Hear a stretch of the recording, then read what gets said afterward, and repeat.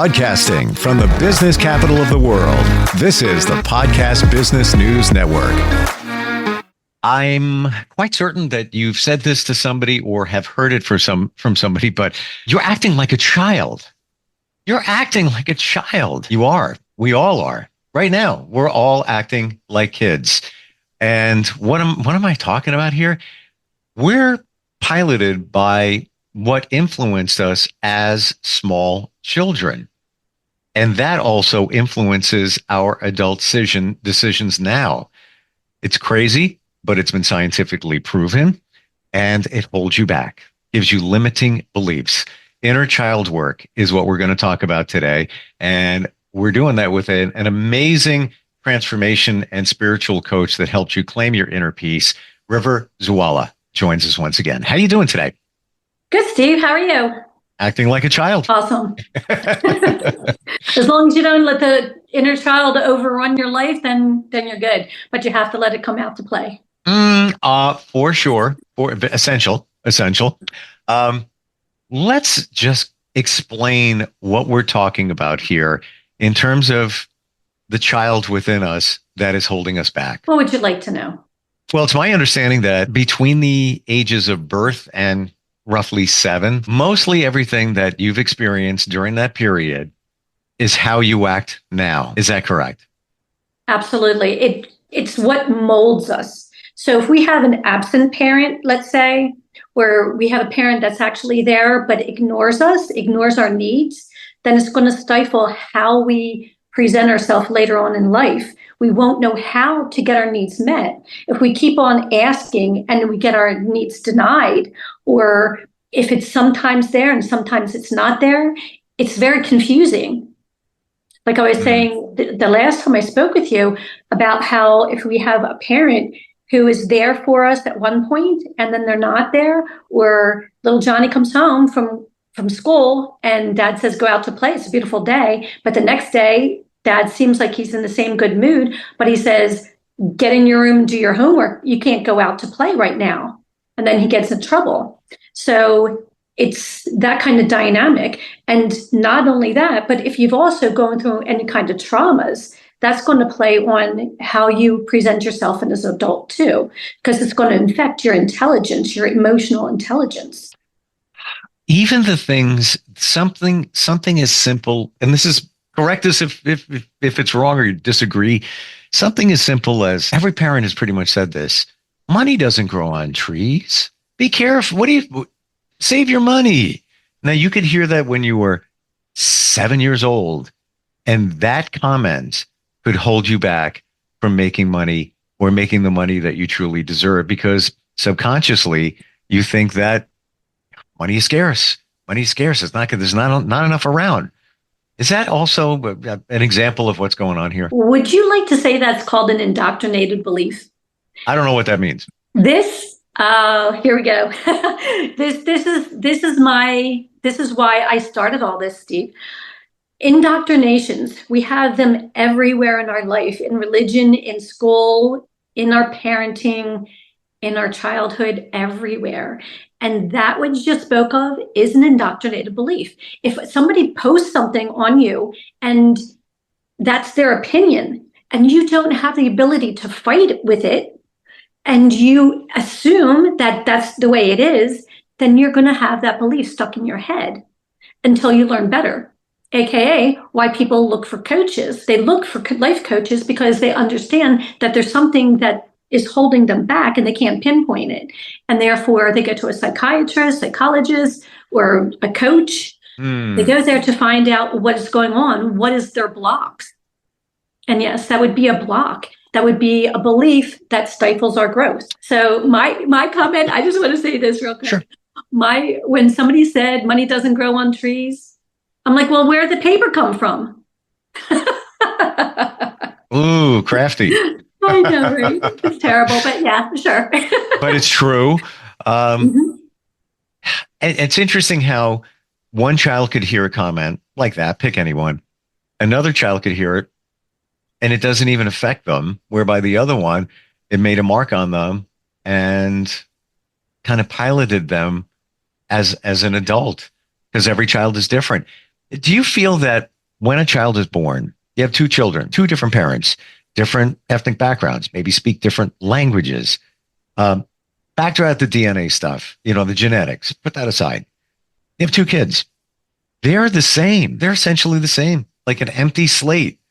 And as life goes on with their family and parents, then they start realizing things and how they're going to navigate things based on what is around them. But essentially, are they both basically the same, clean slate? They are clean slate, except for the epigenetics, yes.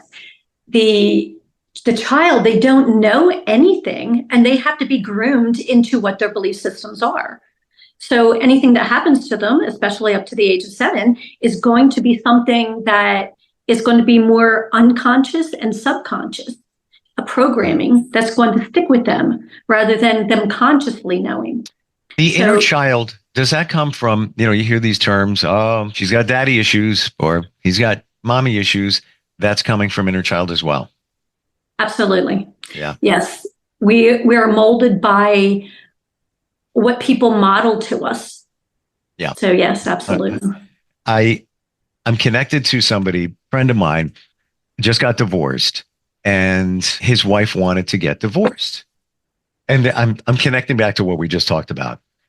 And when she was younger, and I know the family, when she was younger, her father just left. She was estranged.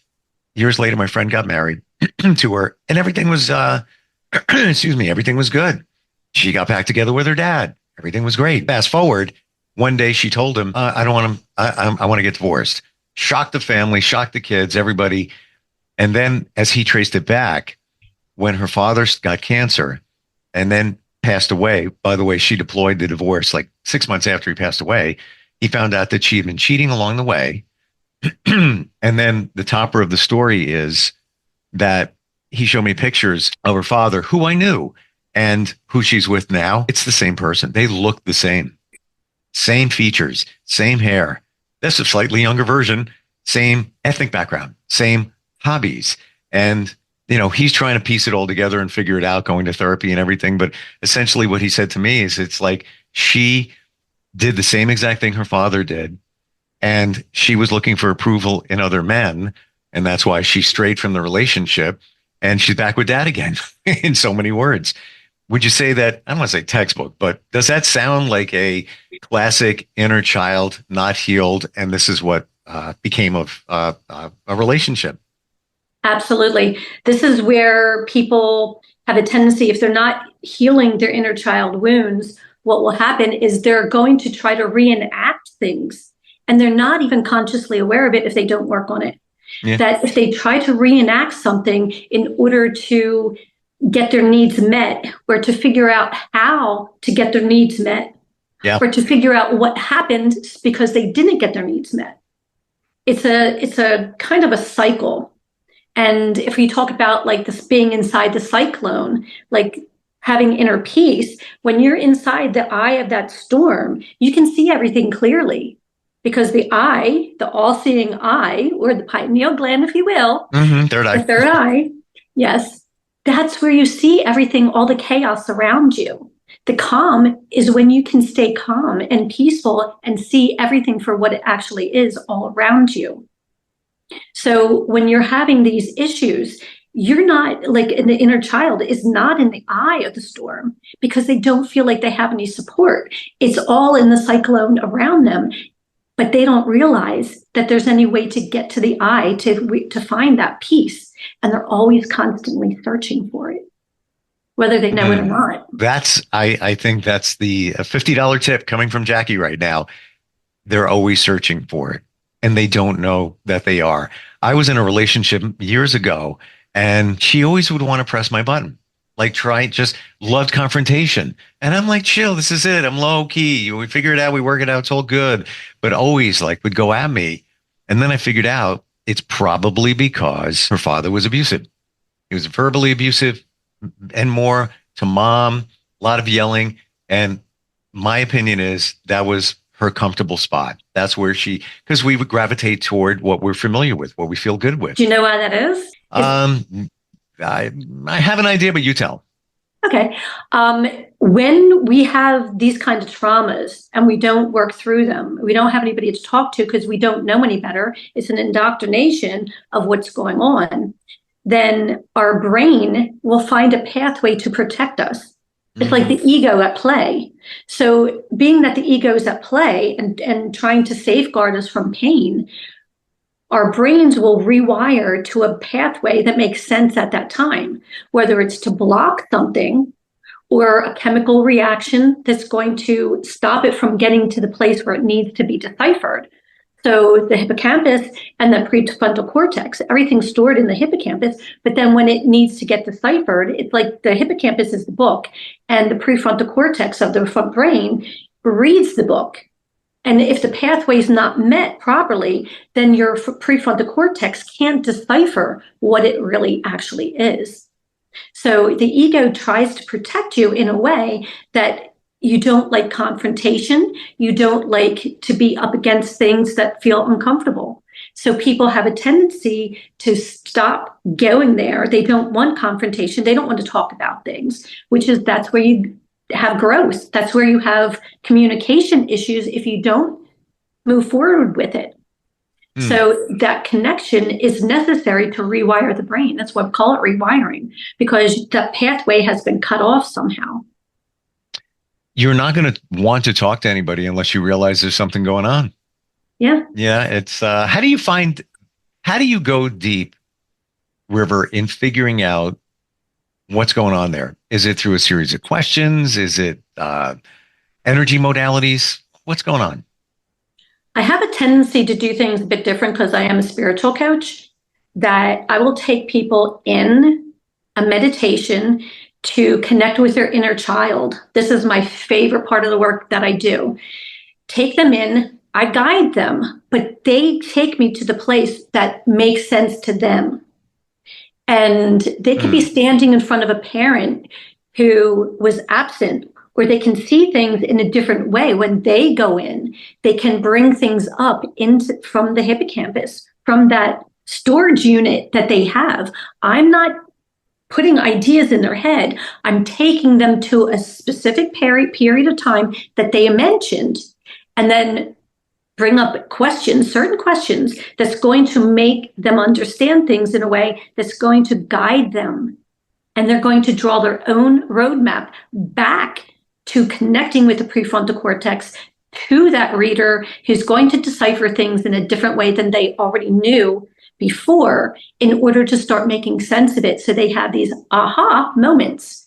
And those aha moments are what rewires the brain. And what you just said, I was just going to ask you, how many aha moments come up? And it's got to feel great for you when somebody has that realization of, oh, that's why I'm doing that. Absolutely. I have not worked with one client that they haven't had at least one or two and even more aha moments.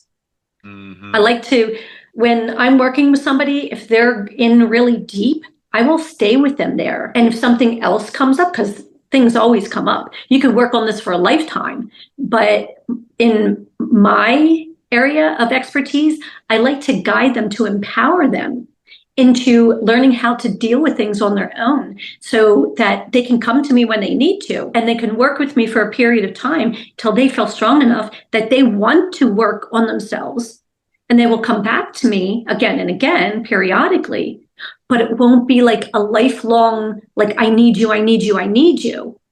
I've worked actually with a girl who went to a psychiatrist, and this psychiatrist came to me and she said, well, if my client is cured, totally cured, which is unheard of because I've had her for a client for 20 years, what's going to happen to me if I send my clients to you and they all get cured? And I thought, oh my God, that is the most selfish thing I've ever heard anybody say in my life, because that is what you're supposed to be doing this work for, to help people to get out, not for them to pay for your house, your car, your yacht, or whatever. No, it's to help them. My center of my whole being is compassion. I understand people suffering. And I just had a conversation earlier today with someone about them seeing somebody sitting in a car and wondering if they should go over to help them. because they're slumped over their through the window, and they're looking out their window and they're thinking they should go help this poor person. And they don't want to get involved, but at the same time, their compassion for their suffering was the same. So they went out, and the girl was like understanding and appreciative that somebody came to so-called rescue her or care about her, because she wasn't used to that kind of behavior. And that probably goes back to her childhood? Absolutely. It goes back to when somebody's in a situation like that, something has happened either to them, but actually everything happens for you, not to you. But we have to get to a place in our own mind to understand that to be a truth.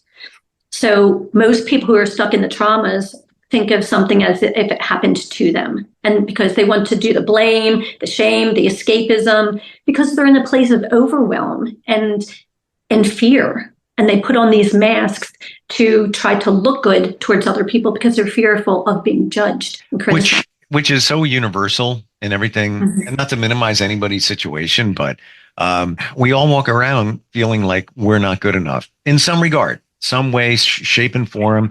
Even, what appears to be the most confident person on the planet probably feels that they're not good enough in some area. And it goes back to their childhood. Would you agree? Oh, absolutely. Everything that we do now can be linked to our childhood. Even if you're going through a divorce, let's say, if you stayed in the relationship for a long period of time that was overdue to be broken up because you saw red flags here, there, and everywhere, then you're just trying to play out things that happened in your childhood where you wanted your parents to stay together, or you saw your parents stay together and you think you should be staying together. You're prolonging it. Yes. Wow. Absolutely. That's an interesting one, because you see a lot of couples stay together for the kids. But if you start asking questions, as you're saying, one of them, if not both, probably had some challenges as a child with their parents, or the parents, split up, or whatever the case may be. When you identify, I call it connect the dots, why are you acting this way now? And what was childhood like? What do you do to heal? What do you do to help somebody heal from that? When I take people to go in to meet their inner child, I have them sit with that inner child at that particular age, and they will see things play out that they didn't recognize before. So let's say somebody had a bulimia problem or some kind of eating issue, and it comes down to how they asked for food, but the person ignored them, or they told them to get it themselves. Or I have had a situation where they were in the kitchen. They remember being like 5 years old, being in the kitchen, and their mother and brother at the same time were calling them fat. You're 5 years old. You're supposed to be heavy. You're supposed to have baby weight. You're not, how can a little child be called fat? My sister has actually said the same thing. She was offended when she remembers a story when she was little, being in a grocery store, and she wanted chips, and some lady told her that she didn't need them because she didn't need to gain any more weight. What kind of person does that to a child's brain, right? The kind of person that doesn't realize that it can have a life blank and long effect on them. Absolutely. And I get it. I mean, you're a parent? Yes, I am. Okay. If knowing now what you know, would you have parented differently? Oh, you have no idea. You have no idea. You don't even have to finish. I'm right there with you. I just had this conversation with somebody, I think it was yesterday. And not that I feel any of us did anything wrong. We did the best with what we had from our parents. And, you improvise a little bit here and there. You might be a parent that, jokes around with your kid, make up goofy little names. You have fun. It's, just, the fun dad. But then you don't realize that they could internalize that and take it to heart, literally take it to their heart. And you're just being fun. It's what you learn. And by the way, I want to reflect back on something you said before in terms of confronting your inner child. I did hypnotherapy and all different modalities. And hypnotherapy was just one of them There's other things I've done, speaking to people like yourself, but under hypnosis, side note, by the way, for anybody, I could have stopped at any moment. It's not like I was under a trance. I faced myself when I was younger, and I was told to reassure my younger self, like, I'll always be there for you. I got your back. Don't worry. Big difference. Big difference. Yes. So when I take people in to meet their inner child like that, Sure. Depending on the age and stuff like that, I will even do rebirthing with them sometimes. Wow. So, but when I take them in to meet their inner child, I have them hold their inner child, and they'll see their inner child needing the love and then giving them what they need that they didn't get from their parent. So like you can say that's reparenting, but the inner child work doesn't necessarily have to be with the parent, like telling the child that this happened with the parent, like the father or the caregiver or the mother, but this is the work that we do with this specific child, loving the child themselves. But when you go in and you reparent, then you specifically rely on either the masculine or the feminine. The masculine is going to be electric and the feminine is going to be magnetic. And that's going to be what binds the energy. So if you want to say the power of three, Father, Son, Holy Spirit, and that kind of stuff, it all has to do with the parent and the child. The sun within us is actually the light within us. You said reparent, and I was thinking it as you were saying it. Like it's like you're reading my mind. And all these terms, yeah, all these terms really describe what we're doing. We are being parents to ourselves, our inner child. River, if somebody wants to maybe book a discovery session, if I remember correctly, it's a free discovery session just to have a conversation. Absolutely, yes. Yeah. How do they do that? They can contact me via phone, 610-413-7075, or my other phone number that is a new one.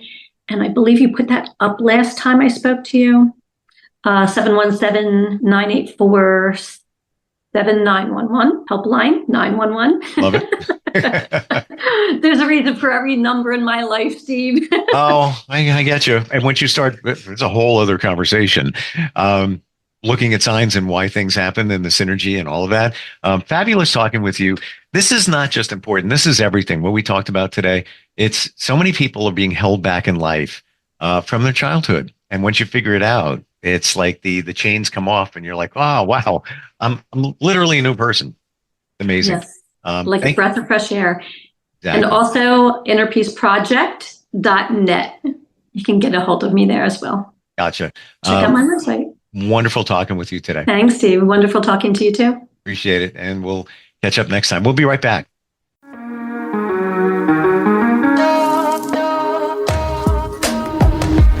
Broadcasting from the business capital of the world, this is the Podcast Business News Network. Let's go inside the mind of a 10-year-old. I should have worn those earrings today. I like those earrings. Gabby has those awesome earrings. I need to ask her where she got those, but that's just what she would want me to do. I'll have Michaela ask her for me. Buckle up, Sarah. Yeah, but then Michaela will be like, why don't you just ask her yourself? That's just like Michaela. Sarah, buckle up. Michaela's such a great name. I wish I was called Michaela. There's like a dozen Sarahs in my class. Hey, we're not hitting the road until you buckle up, honey. Oh yeah, seatbelt. I forget sometimes because my brain is like busy, you know? I wonder if there's pizza at school today. Sometimes it can be tough to get through to your kids, but it's not impossible. Always make sure they're wearing their seatbelts, even on short drives. Remember, you have the keys, you have the power. Never give up until they buckle up. A message from the National Highway Traffic Safety Administration and the Ad Council. Visit safercar.gov/kidsbuckleup for more information.